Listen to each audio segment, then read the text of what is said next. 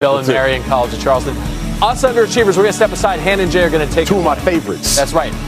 Have fun traveling this week. Thank you, my Good brother. luck to you, sir. I love it. See you next time. This is SportsCenter.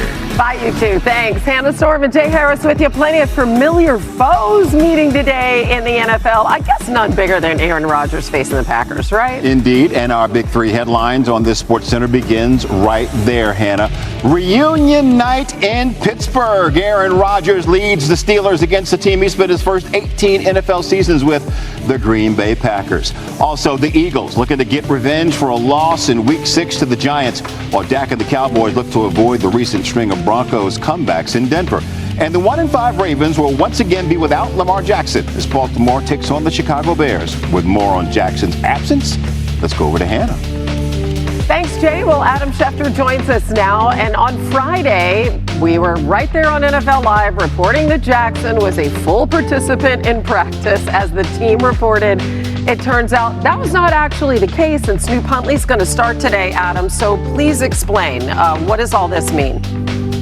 Well, Hannah, in a week where we saw a tumultuous amount of activity with the NBA, I think the NFL is going to be very sensitive to accurate injury reports. And the Ravens felt like Lamar Jackson was a full participant on Friday, but the rules state that if you are running the scout team, you can be listed as limited participant. The Ravens downgraded his status during Friday's practice on Saturday to limited and ruled him out, but the NFL now will investigate, and they'll talk to people this week to determine whether or not a fine is necessary for the Baltimore Ravens. Now, if we go back a couple of weeks ago prior to the bye week, the Ravens head coach John Harbaugh said he expected both Lamar Jackson and Roquan Smith to return after the bye. Roquan Smith will return today against his former team. Lamar Jackson will not. And the Ravens felt like there was a chance that Lamar might be able to play, which is why they listed him as full. But the league now will look into that entire situation to determine whether there was any wrongdoing. And to your point, as it relates to gambling lines, just by way of reference, Baltimore went from being a 6.5-point favorite to a 1.5-point favorite when Lamar was ruled out. Now that's back up to 2.5, according to ESPN Bet. All right, so we had several quarterback questions going into the day. I mean, we had Jets head coach Aaron Glenn at the podium saying over and over, I don't want to name my starter for this weekend, but let's start there with their plan against the Bengals.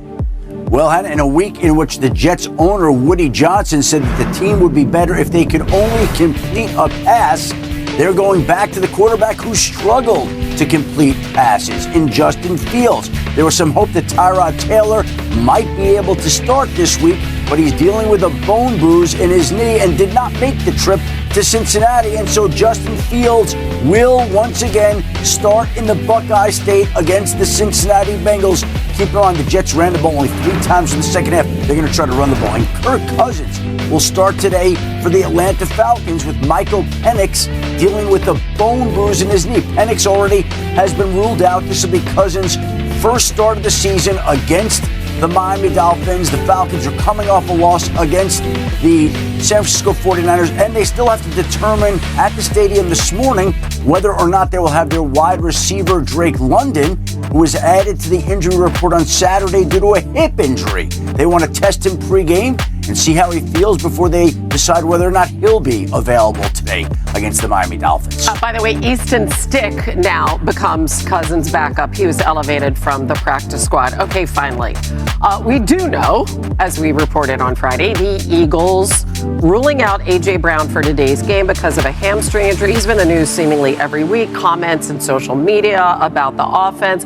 What is the situation with him and the Eagles, just keeping in mind that the trade deadline is coming up November 4th? Yeah, trade deadline a week from Tuesday, and A.J. Brown has made a lot of noise and has seemed to be unhappy in Philadelphia, but the Eagles have no plans to move on from A.J. Brown. Now, if they were to get some blockbuster offer that nobody around the league expects to materialize, could something happen? Sure. The chances of that happening are remote at best. And the expectation, the full expectation, is that the Eagles will be keeping A.J. Brown. They have no plans to trade him. They don't want to trade him. They're in the business of acquiring great players, not getting rid of them. So there are no plans to move on from A.J. Brown, who's out today due to that hamstring injury, and there's a realistic chance that he is expected to return for their next game post-bye on Monday night against the Green Bay Packers. All right, so he has a little extra time. 121 receiving yards and 2 touchdowns, both season highs against the Vikings last week. Adam, you're all over it. So much going on, and we appreciate you. We'll see you top of the hour on Countdown. Hannah, after 18 seasons in Green Bay, Aaron Rodgers faces the Packers for the first time today. And first on the field there in Pittsburgh as the Steelers prepare for the Packers is our Jeff Darlington, who joins us now live. Jeff, how is Aaron Rodgers approaching tonight's game against his former team? Well, it's been 2.5 years, Jay, since he was traded from the Packers to the Jets. And while there's been a lot of dramatics along the way, maybe making it feel like a lot longer, at this point with the Steelers, things have been much cleaner. There really doesn't feel to be much animosity between Aaron Rodgers and the Packers at this point. Maybe time has allowed things to heal a little bit. Rodgers saying this week that he does not view this as a revenge game, despite how things ended in that last year with the Packers. He said that he believes that after his career is over, he will resume his connection with the Packers. But for now, Mike Tomlin pointed out that Rodgers is coming with the same intensity that he has every single week, that he is out here to play and he is out here to win. This is a team, by the way, playing for postseason aspirations atop their division. The Packers, too, atop their division. So when you do push aside everything that comes with Rodgers playing his former team for the first time, this is an extremely important game. Rodgers knows that. That being said, this is always the narrative, Jay. We always talk like it doesn't matter. We know after that game, if Rodgers wins this one, he will make clear and be very honest that it did very much matter. Indeed. And I think we can say that safely. Now, Jeff, thank you so much. Going to see you back in a little bit for more on Jordan Love. For now, let's go back over to Hannah. All right, so I'm here with Damien Woody and Herm Edwards, as we are every NFL Sunday. So what's the key for Rodgers? He's going to face Micah Parsons, who had 3 sacks last week, and company. Well, first of all, it's going to be the short passing game. Passing game. The one thing about Aaron Rodgers is going to get rid of the ball fast. And when you're facing against an elite pass rusher like Micah Parsons, it's the last thing you want to do. And so I think the key to success for Pittsburgh against this Packers defense is Rodgers getting rid of the ball. Play action pass. You know, they utilize 3 tight ends. And so you're able to utilize the middle of the field. And those tight ends will also be instrumental in helping as far as chip help and helping with those pass rushes. So I think that's what you're going to see out of Arthur Smith and Aaron Rodgers going up against this Packers defense. Then you got his successor there in Green Bay, Jordan Love. And we've seen a little bit of up and down play from Love.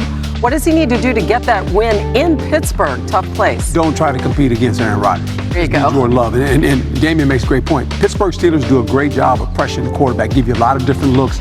And they're +5 in the giveaway takeaway. Whatever you do, not turn the ball over. You cannot turn the ball over against Pittsburgh Steelers. And I don't know if this is his first time playing in Pittsburgh.